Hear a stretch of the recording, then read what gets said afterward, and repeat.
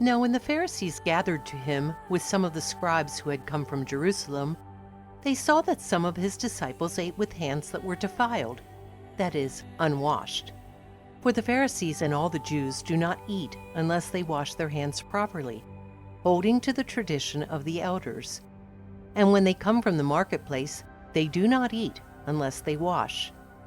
And there are many other traditions that they observe, such as the washing of cups and pots and copper vessels and dining couches.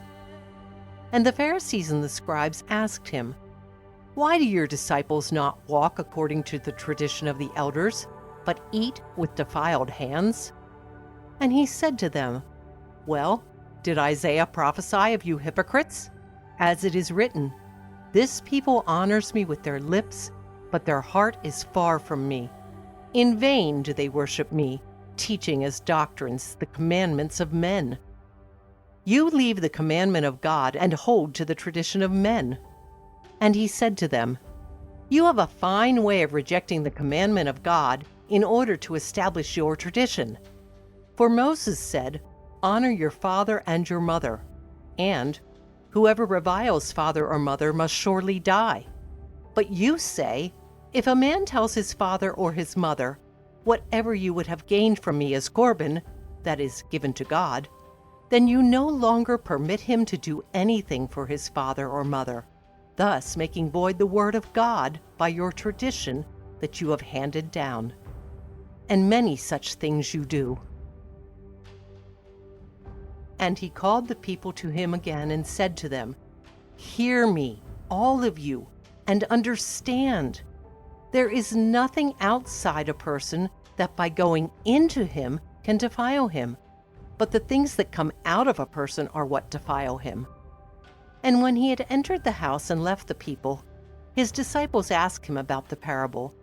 And he said to them, "Then are you also without understanding?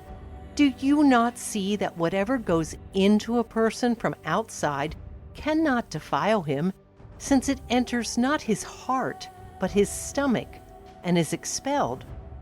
Thus he declared all foods clean.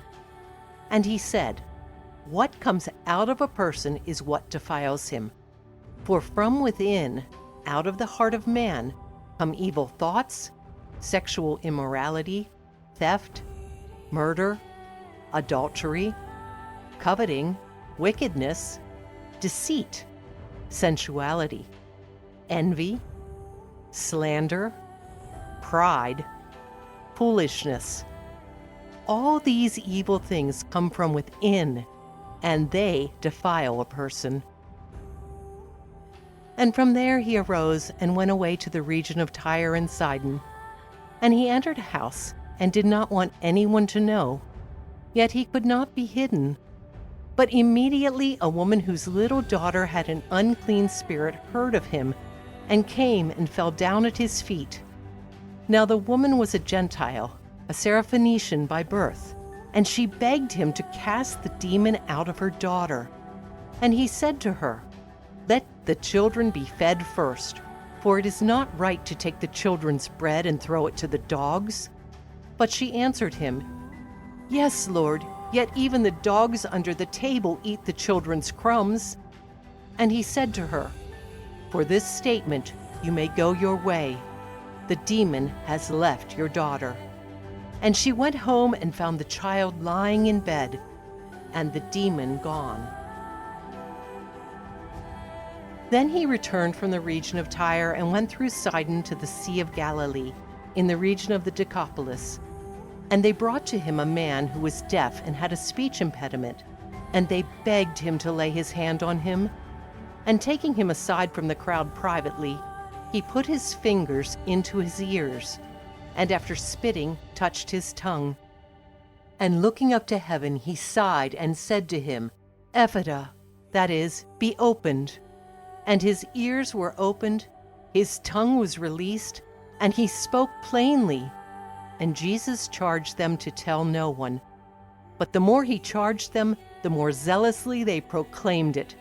And they were astonished beyond measure, saying, "He has done all things well. He even makes the deaf hear and the mute speak."